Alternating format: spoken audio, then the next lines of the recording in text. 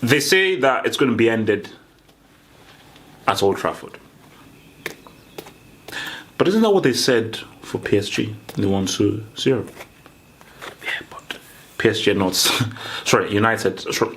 Barcelona are not a bunch of losers who currently have a wing at the Brick Academy. But they're saying that this could end at Old Trafford. Just to remind you people, Messi took the mic. He took the mic pre-season and said that our aim is to win the Champions League. Barcelona, or rather Messi, is on to a treble of trebles, along with Piqué as well. Remind me as well. So that's where we are coming at from right now. But football is a crazy sport. Football is a crazy sport. We should never ever assume anything, because anything can happen. Anything can happen in this crazy wild, lovely pastime that we call football or football. So let's just cut to the chase right now, okay? Let's just cut to the chase right now. Let's deal with Manchester United. So Eric Bailly, he's out injured. That they could use him. I still think that Eric Bailly is United's best defender, and at his best, one of the best defenders in the Premier League. Rashford, he's out as well. That's a big miss. Humongous miss, because I think from a tactical point of view, Rashford would have been very important in trying to actually get some joy and some cheddar up against the Barcelona Catalania. But that's what I say. That is a very key injury. Labille, he's come under a lot of insults. He's been ridiculed. Dab master everything, and I think every time that United have struggled, he has been the main man that said, "Oh, he's overrated. He ain't that good." Blah blah blah. If ever there was a time for Labille to really show his best and really perform, it's now. And I do believe that Labille is the kind of player where he will look at this being a Champions League against Barcelona and say, you know what, I need to do something. I need to show up. I need to really do what I can. So, it just struck me. If no. I was going to say Neymar, Mbappe. If PSG had won, it could be PSG, Barcelona, Mbappe versus Messi. Forget that. PSG are a bunch of losers. This is not about them. Forget those guys. Labille, you have to show up. I get it, you're playing amongst bricks. I get it, it's not really the most ideal situation. But you can still do better. And I'm your biggest defender, because I love you and I think that you are quality and your money, and people criticizing you don't know what the hell football is about. I don't know how difficult it is to play as a central midfielder amongst bona fide bricks. But still, this is a Champions League quarterfinal. No excuses. No excuses. You just have to find a way to get it done. Because it's against Barcelona. This is what you pray for. This is what you play for. This is what makes you a professional. This is what you want to do. Playing in the elite competition, highest level of competition against the very, very best. And Barcelona are the very, very best. So Labille has to inspire United. He's going to lead them forward. And I think if he leads by example in the way that he plays, moves the ball around, decisions he makes, how he drives forward with the ball, the pass that he makes, how he stretches play, how he creates space and safe situations, then other people will follow suit. Because trust me, these things are contagious. It's like Zidane in the 2006 World Cup game. If you see your star player play really well, never lose the ball, make right passes, and it's very difficult to get the ball off of him, and he's really controlling the game, it changes the whole context of things. So it looks like Lukaku is going to be the striker. Again, another man who is vilified. And I think for Lukaku, what better way to really even further prove your critics wrong by having a strong game against Barcelona? And I think for Lukaku, I just think that the key thing for him is get yourself in good positions. As we have seen against Southampton, he has a right foot as well. So for Lukaku is get yourself in good positions to try and take a shot off, take a pop off and try and do something. Because trust me guys, man, don't just underrate Lukaku. Don't just underestimate teams. And I'm sure if Barcelona are smart, they won't be underrating Lukaku, assuming that he won't do anything. Because trust me, man, football is a crazy sport. And I'm just looking at Lukaku and his characteristic, his physical build. And when he wants to be, he can be a clinical finisher. When he wants to be a clinical finisher, so Barcelona would be very wary that don't give him a pocket in which he has a nice angle on that shot on his left foot, because that ball could very easily go in. I think Martial and Lingard are going to be very important as well, because for them, they're going to be able to bridge the gap between the midfield and attack. And I think for them, bringing up the ball, especially in that space, is going to be crucial. For Martial, I would like to see him play a bit more centrally and a bit more closer to Lukaku. I think if Martial and Lingard come a bit more centrally, obviously, sometimes you have to spread the ball wide when you want to, but I would like them in the center of the pitch where they can be a bit more tactical and use and have a bit more space to either go right or go left. Because remember, if you're shoved way back as a winger, there's very little space for you to maneuver. If you're in the center of the pitch, you now have the left, you have the right, you have the center. So there's much more of the pitch for you to really move around. Lindelof, you're going to have a busy night. You're going to have a busy night. You're the main defender for United. You'll be the best defender for United with Bayern not playing. Got a hold. Usman playing, man. Bolin going to be playing, man. But Cannibal been playing, man. So you got to hold up. Malcolm in the middle could be around.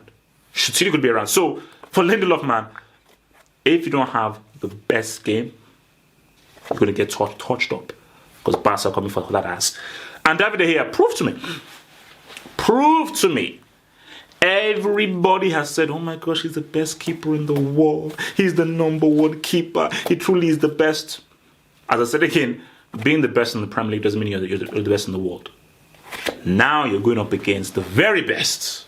You're going up against sharp shooters. So De Gea, if you come up big with big saves, all right, man, we'll have to rethink the conversation of who the best keepers are in the world. So as of right now, I don't give a damn what you do in the Premier League against Southampton, against flipping Huddersfield and so forth. I don't care how many times you get saved. This is the Champions League. This is the very best. And you're going up against Cannibal. You're going up against Messi, against Coutinho, and possibly the Oos. So prove to me that child. Speaking of the Oos, let's look at Barcelona. So the Oos is back in training. He's back in training. I keep on reminding people, and Barca fans out there, you cannot win the Champions League without the Oos. The Oos is critical for you guys to win the Champions League. It's gonna be done without the Oos. Simple as that. So this is great news. Will he play? I don't know. I think what Valverde will do, because he's a tactician and he's very, very careful in what he does things, maybe not start the Oos, but bring him on. So if he doesn't start the Oos, I think a decision has to be made. Do you go with Malcolm in the middle, or do you go with Coutinho? I go with Malcolm in the middle. I just feel like if Malcolm has played too well to for you to ignore him, and I just think that what he does out wide, I think can make things very interesting for Barcelona. And I think against a United team who defensively can be a bit sketchy, I think Malcolm can be more effective and cause more issues than Coutinho. Again, no offense to Coutinho or anything like that, but I just think that Malcolm has played too well, and I think he deserves to start. But even beyond deserving to start, I just think from a tactical point of view and just how they are as football players characteristically, I think Malcolm can create good situations to put people like Messi and the Cannibal in good goal scoring situations. That's why I feel. So I would say Malcolm should start. What's going to be very important is the role that Arthur, Rakitic and Busquets play. Barcelona should expect to dominate possession, but not really dominate possession, control the game. Again, La Bill is the only guy that really knows anything in that midfield United. So you're running with about Herrera, Matic, what's it called, Fred Flintstone. Come on, bro. So I think what Barcelona and what Valverde will instruct Rakitic, Busquets and Arthur is, we control this game for 90 minutes. Don't let them touch this ball at all. Make them run around. As soon as we lose the ball, we press like hell. As soon as we win the ball back, we keep that damn ball and we move it around. I think what Valverde would say, move them around, penetrate. Move them around, penetrate. Because I think it's psychological warfare. Because I think it's by forcing them to move around, chase, it will mentally tire them. And it's like a mental mind effort, like, my gosh, we've been chasing. Oh my gosh, we have the ball. Boom, we lose the ball. That will frustrate United, make them tired both physically and mentally, and it forms the right foundation for them to completely and totally take them apart. I really am looking forward to PK versus Lukaku. Obviously, I mean, I suppose City will start alongside PK and your boy Lenglet, or it'll be City and PK. But I want to see PK against Lukaku. That's what I want to see. I think PK will know that, all right, I've got to deal with the physicality of Lukaku and how strong he is, especially with holding up the ball. But also as well, PK will know that I have to ensure that this ball doesn't come on his left foot. That if it's on his left foot in a good position, that's bad news. So PK has to be very, very clever in how he defends Lukaku. And I think what he wants is let Lukaku play with his back towards goal. And if Lukaku has the ball, try and see whether he can beam on a one-on-one. Because I think PK will be able to win those one-on-one battles with Lukaku. But what PK doesn't want is a situation in which Lukaku gets the ball on a counter in space and he's too far away to make a tackle, which allows Lukaku to take that shot on goal. So PK must ensure that Lukaku is in bad situations with his back to goal, or he has now beat him in a one-on-one situation. So, the Messi factor, baby, he's that dude, man. Or don't you know what the cannibal can do? The cannibal on his day will get that ass. But it depends what cannibal will get. If you're getting the cannibal who misses 3-4 chances, United are in luck. If you get the cannibal who's a sharpshooter, man. But for Messi, man, for United, don't give this dude a free kick, or else the ball's going to go into the top corner. It's going to be a two-man job. I mean that. So I think for Herrera, Matic, every time Messi has to get the ball, two-man job, and the key thing, and this is something, I'll give United a little tidbit. Copa America final, I think this was the 2015 one, I believe. Yeah, I think this was the 2015 Copa America final. I think it was Valdivia or something. This is how you stop Messi. If Messi is facing you, he's beating you on a one-on-one. That's not simple. He's beating you on a one-on-one. You know how you stop him? You have a guy in a one-on-one, you tackle him from behind, because he doesn't see those tackles from behind.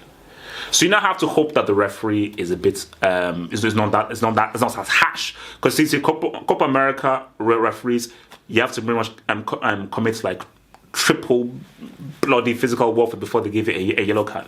So I don't know whether European referees are like that, but a good mandate is tackle from behind. Either tackle from behind or just jockey him and just shoulder barge him a bit like that, because again, if he's facing you, he will beat you. But he doesn't see those tackles coming in from behind. So as he's focusing on beating the man and going forward, you make that tackle from behind and win the ball from behind him, because he doesn't see you coming. That's what you're going to do.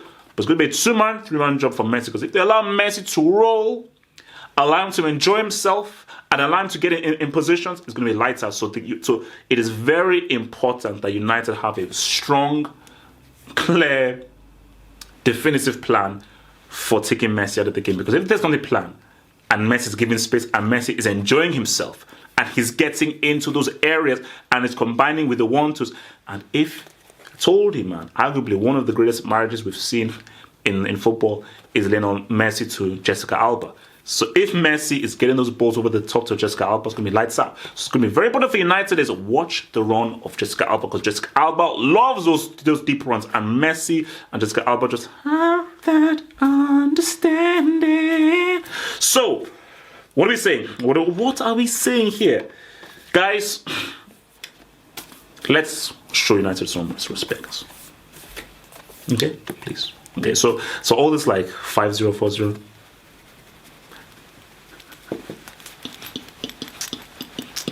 But with that being said,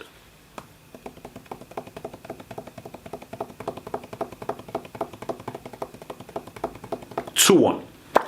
2-1. Barcelona win 2-1. Barcelona win the game 2-1. I'm not sure United can win the game outright. I think Rashford not playing is a huge miss. I'm worried about what is going to happen in that midfield battle because that looks very lopsided quality-wise. And like if the Ush is playing, I'm not sure the United can cope with that 3. I mean, Ashley Young. So yeah, but I don't think it's going to be a blood. I think Barcelona are going to get that ass on a footballing tip. But I think that they will miss quite a few of their chances and they will not be as clinical. So I'm going to say Barcelona win the game 2-1. Whatever the case may be, come back here. Don't be shy. Subscribe. Like the video. Be part of the Football Hot family. And I will be back here for a full-on post-match analysis of the game. Peace out. Stay true. Stay black. Thanks for watching the video. Now think about becoming a Football Hot patron by pledging an amount each month and then gain access to exclusive content only on the Football Hot Patreon page. Peace. Head over to the official site at halffootballhot.com or just click over here.